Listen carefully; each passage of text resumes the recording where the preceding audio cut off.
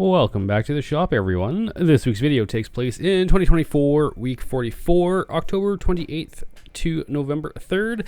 And we are starting out by finishing off what I didn't finish in the last video when I was doing the torque boxes, which is just welding in these little windows to the inside of the frame. So I'm just going to cut out the hole, make it fit a little bit better, and then I'm just going to burn them in on both sides.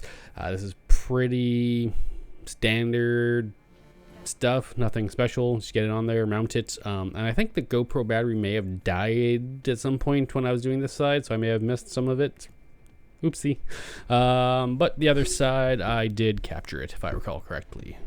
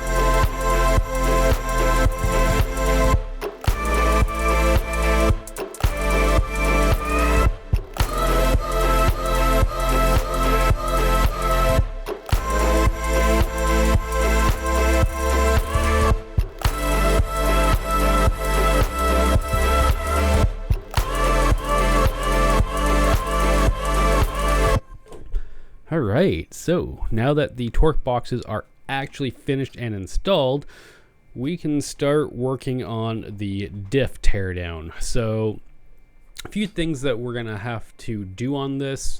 I want to make it so that the brackets that the caliper brake lines bolt to are actually welded to the housing and actually out a little bit further, because how they're attached right now, like the lines are stretched tight, and the hose clamp that's holding them on is in an awkward spot. So I'm just going to work on getting the diff up onto jack stands. And while I'm doing that, while I was working on that, my mother-in-law, as you may have seen, just opened the door and wanted to see the car, check out the car, and see some of the things that I've been doing. So, you know, we got to show her the car and talk to her and show her what I'm doing before I get back to working on the diff here.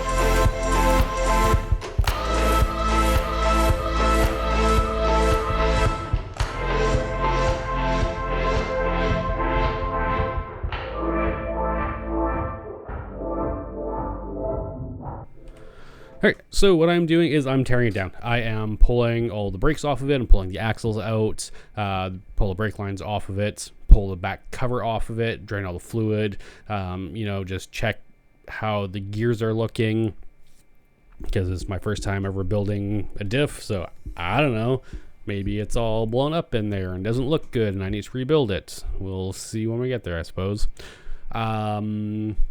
But until then, I'm going to mark all of the parts, passenger side, driver's side, and get this ready to be worked on. So yeah, I'm going to do new brake lines. Those brake lines were built in the car and are just kind of good enough and janky, and I don't like them. So I'm going to rebuild them with proper stainless steel lines eventually. Yeah, that's about it. So let's just get into this diff teardown.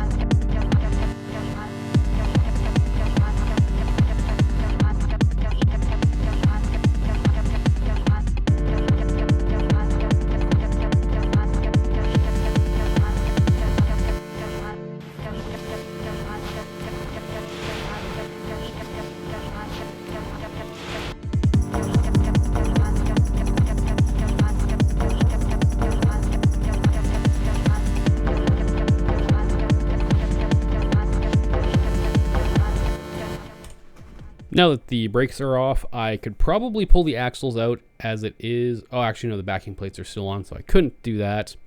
But I don't want to pull the axles out quite yet because there is fluid in the diff, and I don't think it would leak out the end without it running. I don't know for certain, so I just want to drain the fluid. As the fluid's coming out, it looks pretty good. There is some black to it. You can kind of see as it's coming out, there's a little bit of black, like, I don't know, like film in it. And when I pull the cover off, you'll see a little bit more, but I don't think it's anything to worry about. There's no big chunks broken off of it. So what I'm going to end up doing is just putting this back in the car, fill it up with fluid, and we're going to run it.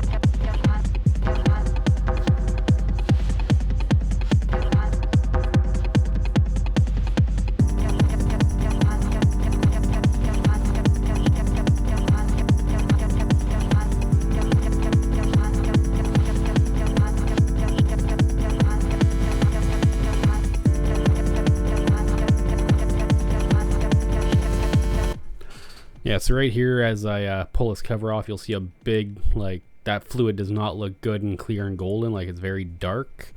Could be the pinion and the gear just kind of, as it's worked its way in, you know, could be because this was a rebuilt diff. It's possible that the diff itself had absorbed some of the old fluid, and, you know, since I cleaned it out when it was cold, once it actually got heated up, some of that old fluid started coming out of the metal. I don't know, but as I said, I'm not worried about it. We're going to throw it back in the car, and we're going to run it next season.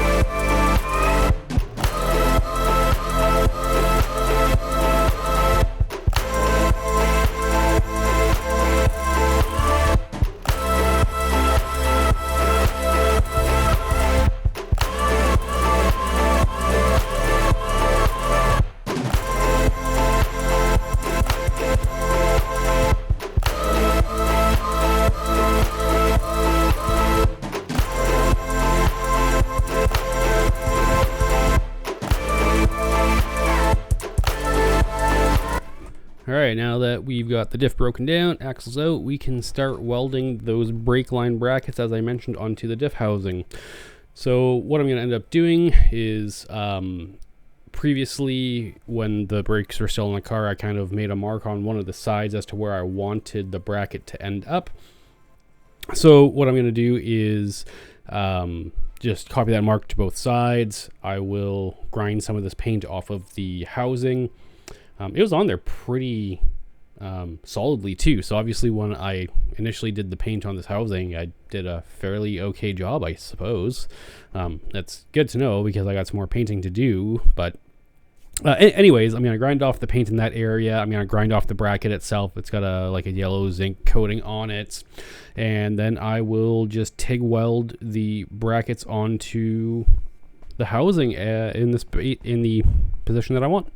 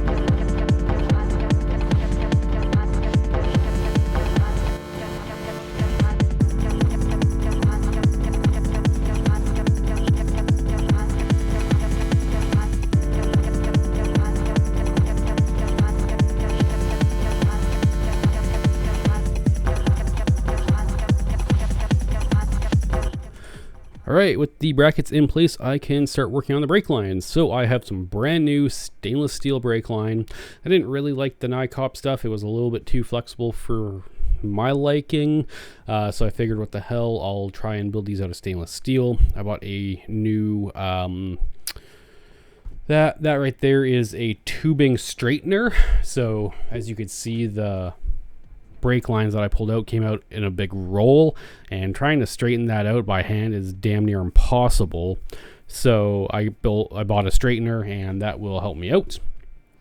So what I'm going to do is I'm going to get a rough guesstimate on the measurement of what I need a brake line and add a little tiny bit extra. And then we'll go over to the bench. We will straighten out the roll a little bit, cut a piece off, put it in the straightener, and start getting this brake line built.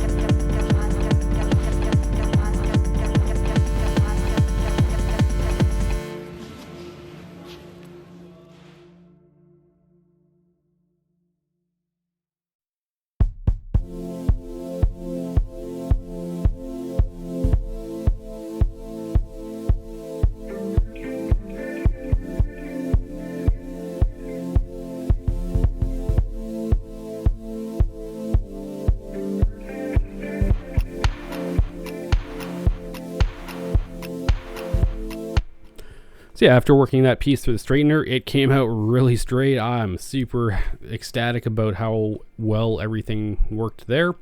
So going over to the toolbox and grab my brake fitting or brake tube flaring tool. So what I'll do is I will put the tube in the dies, get it all set up, and then I will form a double flare on the end of this line for the stainless steel fitting. I've done this before. You saw me do it when I built the old brake line, so there's nothing new. Get it in there, pull the handle once to set the depth, lock it down, go to OP1 for 316, do the first forming, and then go to OP2, do the second forming, and got yourself a brake line. And I just really hope that it holds.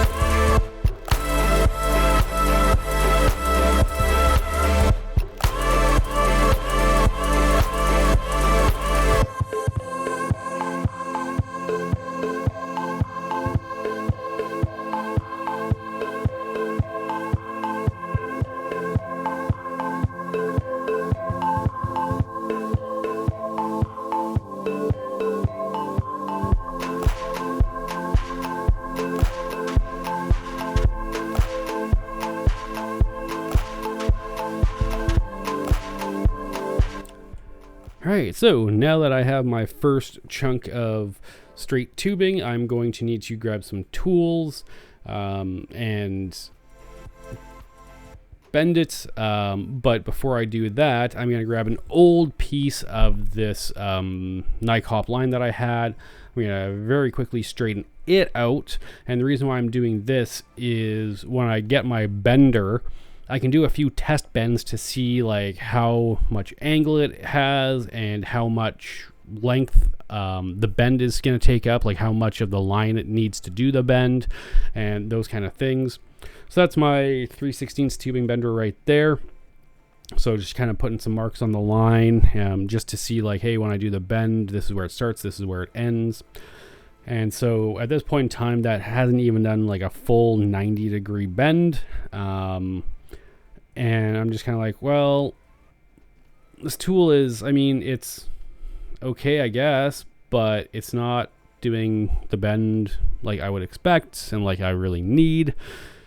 So I'm just like, maybe I can take this off and offset it, and this bender, like, you can't even do a 90. It's kind of hard to work with. You can't really work in super tight areas. So at the end of the day, I'm gonna do a couple more tests here, but I'm gonna stop working on brake lines until I get a much nicer bender that will do the job that I need it to do and want it to do. So that being said, we are just going to start cleaning up here and move the diff off to the side and get on another project.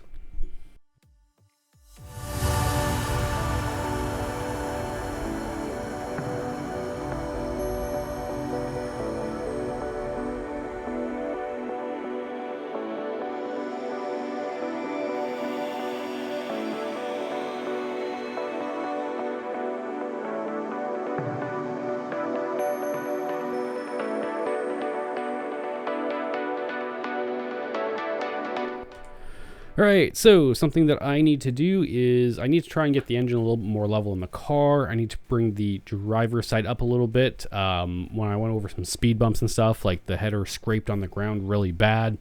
So I need to try and get this angled up a little bit more. So I'll undo the bolts, and then I'm going to take my jack and try and jack the engine up. It didn't really seem to work out so well. So I'll eventually grab my engine hoist and I'll try and just lift the header. And we'll see if we can't get this engine lifted up in the car anymore.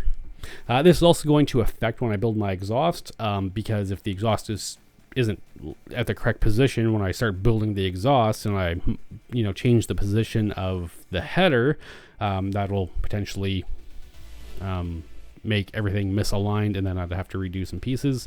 So I want to try and get the engine in the closest places I can before I do any exhaust work.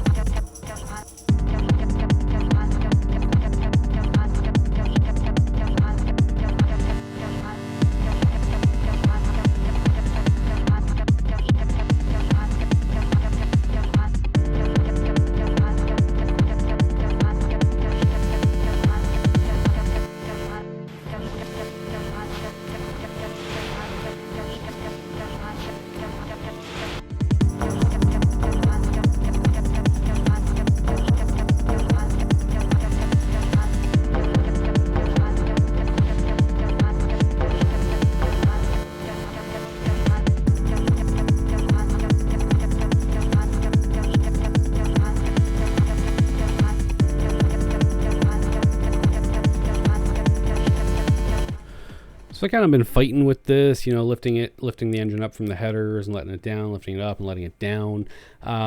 What's happening is I'm not getting quite the height out of this side that I was hoping for, and I thought it was the mid plate hitting on the frame, but I think what it actually is the output of the Pro Charger is hitting that plate that I built for it, which is just super unfortunate, because I don't really want to be pulling the Pro Charger and stuff off to modify that plate, because in order to do that I got to take the belt off, and that's the whole ordeal. I mean, it's not the end of the world, so I might end up doing that, because even though I'm drilling a new hole for a bolt in the engine plate, I kind of want the engine up a little bit more, and a little bit more level. So, you know, I might still come back to this and actually just pull the Pro Charger off, and then once the Pro Charger's off, modify that plate.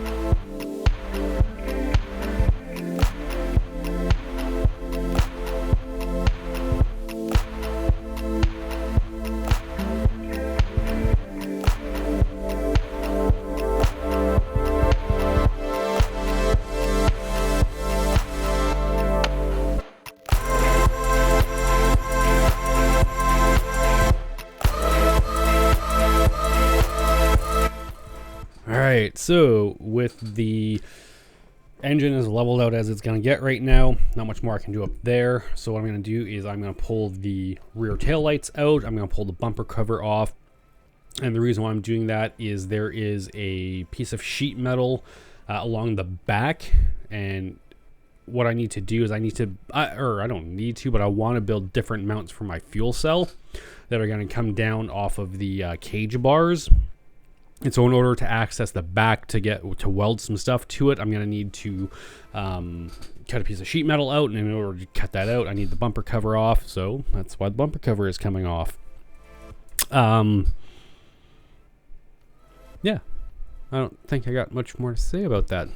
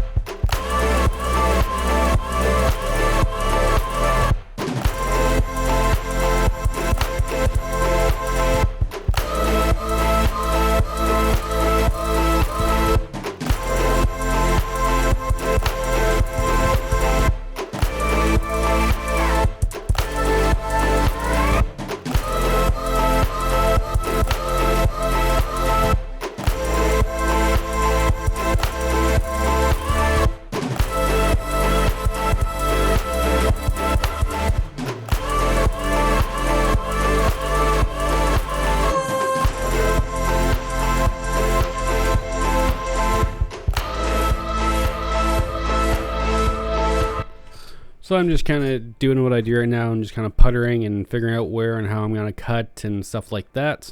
But you'll see here shortly the piece that I need to cut out so that I have access to that back bar so that I can weld some supports to it for the fuel cell.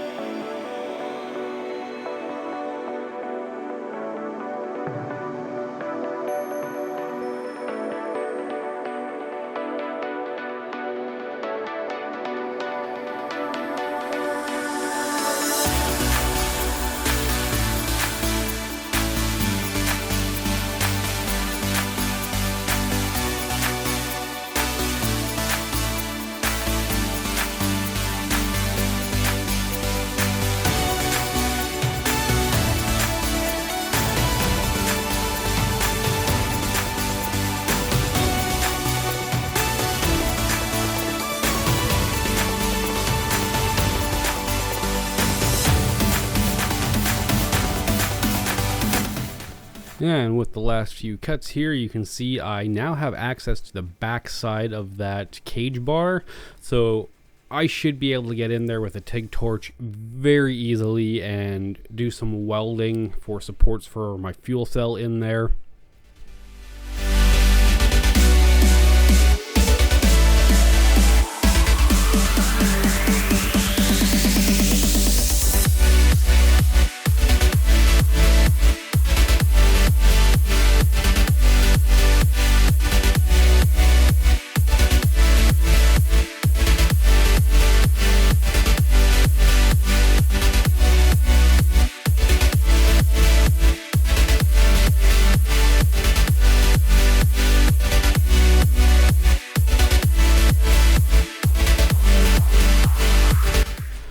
So there's a few things that I'm going to need to do to this fuel cell in order to make it work for me. So one of the things that is I'm going to need to cut off the existing brackets. I'm going to need to weld some new brackets onto it eventually. But initially I'm just taking some of the, I should say the baffling out of it. I don't need the baffling into it or in it. And once I get the baffling out, I'm going to fill this up with water. And my idea being, if I fill it up with water, it should displace any of the fumes that are left over, like any of the gas fumes that are left over, because, you know, when you have gas fumes and oxygen mixed together, that is super duper explosive. I mean, what makes your engines run, right? So gas and air is a very volatile mixture. And if you go cutting on this or grinding on it or welding on it with that gas, air, fumes on the inside of the tank, you're probably going to have a very bad day. At the very least, you're probably going to end up in the burn unit. At the worst, I mean, you're going to kill yourself. So my initial plan, and please do not take my advice. Do not try this at home. I am not a trained professional. I don't recommend you try this yourself. So my initial thought was fill it up with water, get all the vapors out of it. But me being me, I then did some more research and I found out that isn't the solution. Fuel, especially gas, can actually penetrate the metal and like seep into the metal. So when you start welding, it releases that gas and those fumes and then makes your volatile mixture again. So at this point in time, after I read that, I'm not doing anything on this right now. I did some research and you can buy a meter which will meter the air and tell you the amount of toxins or the amount of explosive particles in the air. So I'm going to do a couple of things. And I'll get to that when I actually start welding the tank, but let me just say again, I do not recommend you weld your own tank. Leave it to a professional. I hope I don't blow myself up when I do weld my tank.